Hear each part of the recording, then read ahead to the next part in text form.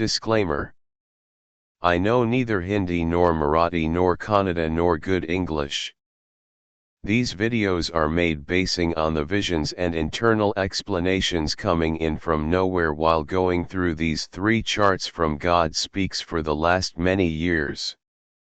I humbly feel that this happened due to Meher Baba's love for this ignorant man who is one among the millions who want to understand God Speaks in a natural way explained in common day-to-day language used and understood by people but not filled with jargons and mystique verbatim. This is prasad of love from beloved Meher Baba to me.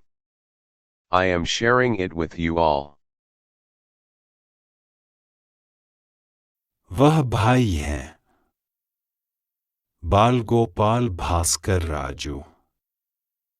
वह एक कलाकार, संगीतकार और गीतकार थे। उन्होंने मेहर बाबा के नाम और उनके संदेशों का प्रचार करने के लिए आंध्र प्रदेश में 360 से ज़्यादा मंचीय प्रस्तुतियां दी। इन गुणों के अलावा वह सरल और ईमानदार थे। मेहर बाबा की सेवा में वह मेरे आदर्श हैं। बाबा ने उन्हें 1955 के सहवास में मेहराबाद में अपने सामने यही प्रस्तुति देने के लिए कहा था। 27 मई 2004 को मुझे लिखे अपने पत्र में उन्होंने उल्लेख किया था कि वह प्रिय बाबा से प्रार्थना करेंगे कि मुझे असली बाबा के दर्शन हो जिन्हें भास्कर राजू ने देखा था। शायद बाबा ने उनकी इच्छा पूरी कर दी हो, क्योंकि इतने वर्षों में इन वीडियोज को बनाते हुए मैं पूरी सृष्टि और मेहर बाबा से उसके संबंध को देख पा रहा था।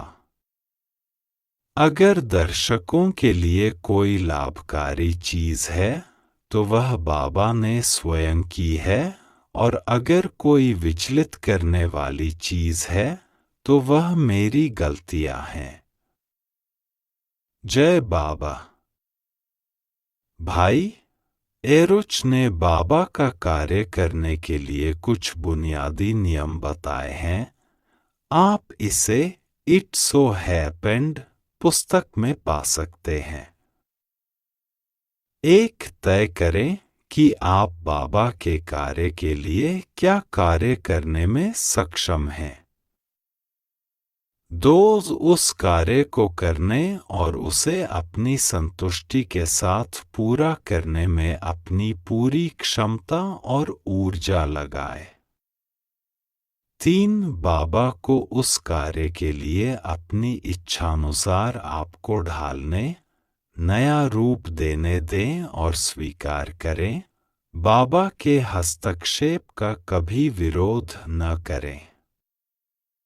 4. यदि आप किसी से किसी भी प्रकार की प्रशंसा की अपेक्षा करते हैं, यह महसूस करते हैं कि उसका कार्य अधूरा रह गया है, तो बाबा से भी प्रशंसा की अपेक्षा न करें।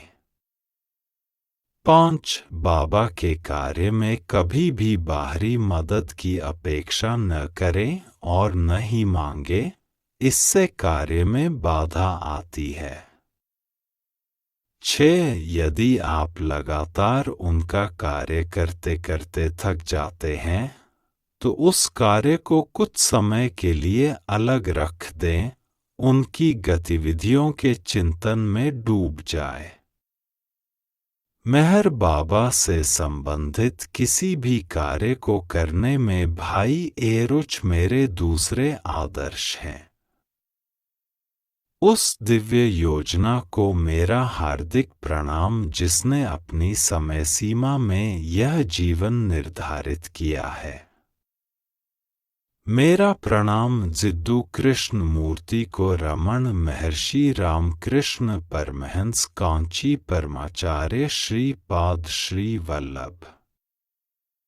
मेरा प्रणाम स्वर्गीय राधा कृष्ण अंग्रेजी शिक्षक। स्वर्गीय एम आनंद राव, विज्ञान शिक्षक। उस समय के RSEW.C हाई स्कूल प्रबंधन को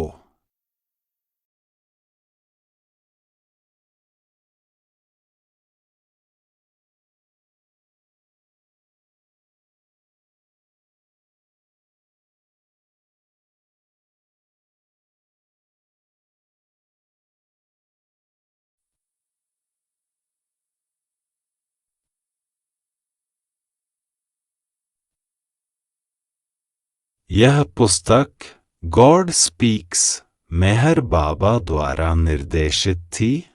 यह वर्ष 1955 में प्रकाश में आई।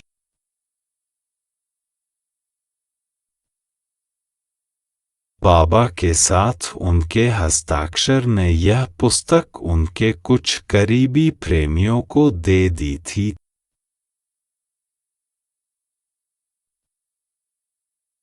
उन्होंने अपने कुछ प्रेमियों को इस किताब को 7 बार पढ़ने की सलाह दी, किसी को 5 बार तो किसी को कम से कम 3 बार।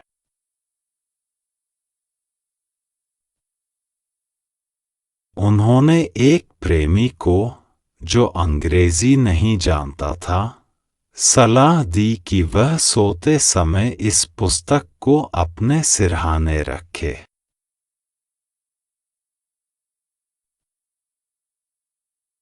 यह पुस्तक सभी धर्मों से परे है, लेकिन इसमें सभी धर्मों के प्रमुख गहरे सिद्धांतों को शामिल किया गया है।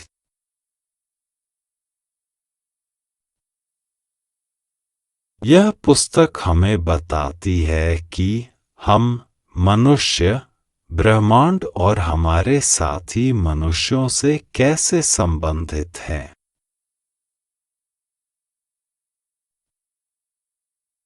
संस्कारों के जाल में पूरी दुनिया फंस गई है, अक्सर कहते हैं मेहर बाबा।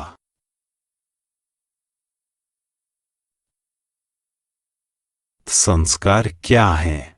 संस्कार अचेतन, सजीव प्राणियों और मनुष्यों द्वारा प्राप्त संस्कार हैं। संपूर्ण प्रतिक्रियाशील तंत्र और प्रतिक्रियाशील तंत्र को सामान्यतः संस्कार कहा जा सकता है।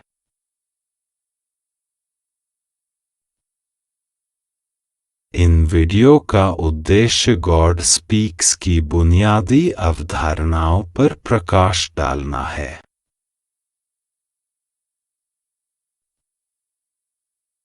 ये वीडियो स्कूल जाने वाले बच्चों के लिए हैं, जो सृष्टि और उसके उद्देश्य के बारे में जानना चाहते हैं, और आम लोगों के लिए भी हैं, जो ईश्वर और ईश्वरत्व के बारे में गहरी वास्तविकताओं के बारे में नहीं जानते हैं।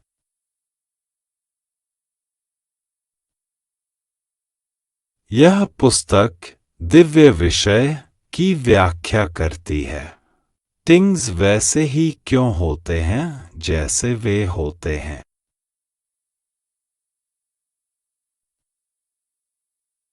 उन्नीस में एक दिन मेहर बाबा ने एरुत से कहा, ज्ञान 2 प्रकार का होता है।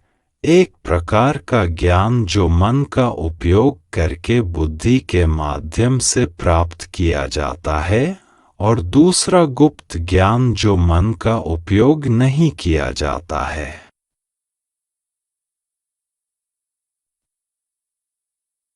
बाबा ने फिर आगे बताया, एक 4 साल के बच्चे को एक मेज और कुर्सी की तस्वीर दिखानी है, जिसमें चित्र के नीचे शब्द लिखे हुए हैं। तभी बच्चा वस्तुओं का सही नाम बता सकता है।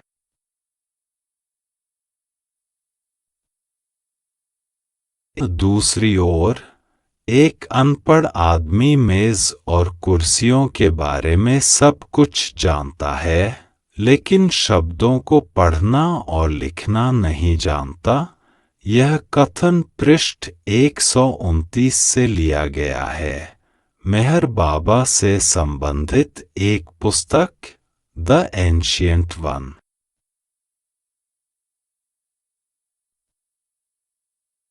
ये वीडियो बुद्धिमान और संवेदनशील लोगों के लिए है। ये वीडियो युवाओं को धर्म, आध्यात्मिक और दिव्य प्रेम में अंतर करने में मार्गदर्शन करते हैं।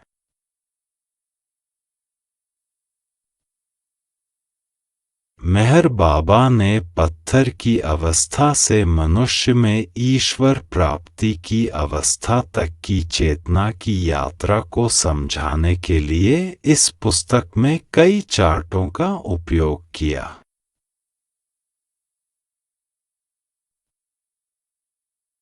यह चार्ट 8A एक सचित्र है जो उसी और चार्ट में से एक का स्पष्टीकरण है।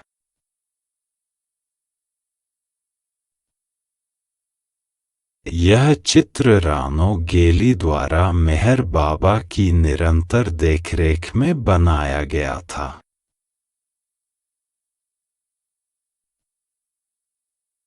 विश्व स्तर के बुद्धिजीवियों द्वारा मेहर बाबा को वैज्ञानिक अवतार कहा जाता है।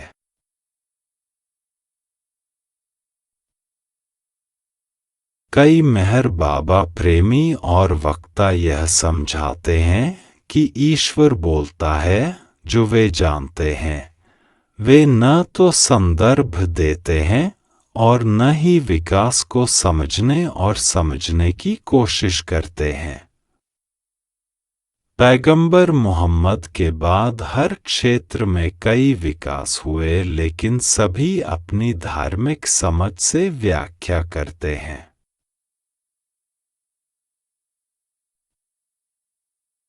मेहर बाबा पहले के सभी अवतारों से बढ़कर हैं, इसलिए चीजों को नए तरीकों से समझना होगा।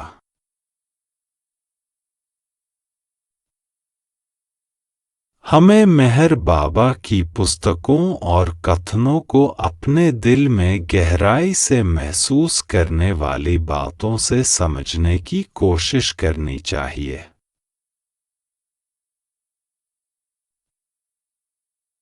हमें वक्ताओं द्वारा बहकाया नहीं जाना चाहिए।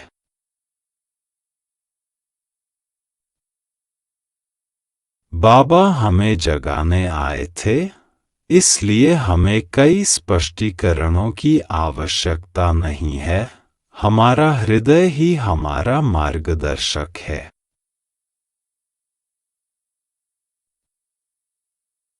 प्रिय बाबा से जुड़ी किसी भी बात को समझने के लिए आइए हम अपने दिल और मेहर बाबा पर कायम रहें। अवतार मेहर बाबा की जय।